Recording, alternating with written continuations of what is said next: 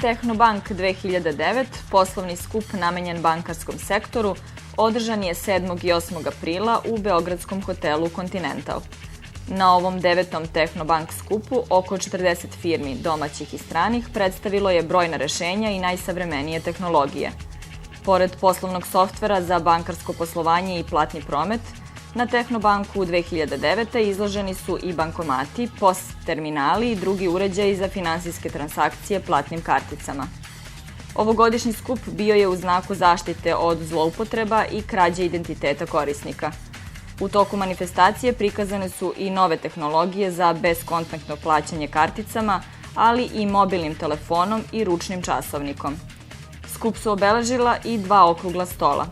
Efikasna naplata potraživanja i beskontaktni platni sistemi, mobilno bankarstvo i mobilna plaćanja.